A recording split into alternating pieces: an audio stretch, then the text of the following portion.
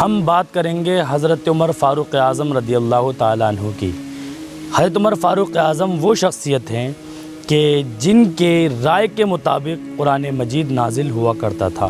حضرت علی کرم اللہ تعالیٰ وجہ الکریم فرماتے ہیں کہ قرآن مجید میں حضرت عمر فاروق اعظم رضی اللہ تعالیٰ عنہ کی بے شمار رائے کے مطابق آیات موجود ہیں۔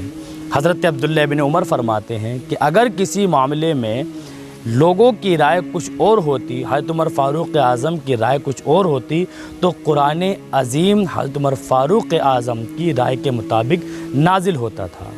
قرآن مجید میں بے شمار آیات ہیں جو حضرت عمر فاروق اعظم کی رائے کے مطابق ہیں۔ اس میں سے ایک آیت یہ ہے کہ ایک یہودی حضرت عمر فاروق اعظم کی بارگاہ میں آیا اور کہنے لگا کہ وہ جو فرشتہ ہے جبریل وہ ہمارا دشمن ہے، ہم اسے نہیں مانتے جو آپ کے نبی صلی اللہ علیہ وسلم پر وحی لے کر نازل ہوتا ہے۔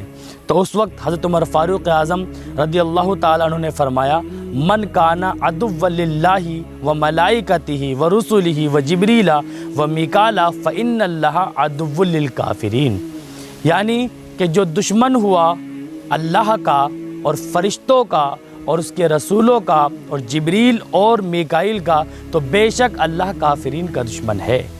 یہ حضرت عمر فاروق اعظم کے الفاظ تھے، ہو بہو انہی الفاظ کے ساتھ قرآن کریم میں یہ آیت نازل ہوتی ہے اور اللہ فرماتا ہے من کان عدو للہ و ملائکتہ و رسلہ و جبریل و میکال فإن اللہ عدو للکافرین۔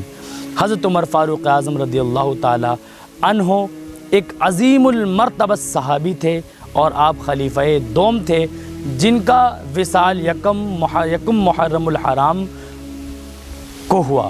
اللہ رب العزت حضرت عمر فاروق اعظم کی رحمت برکت ہم سب کو عطا فرمائے۔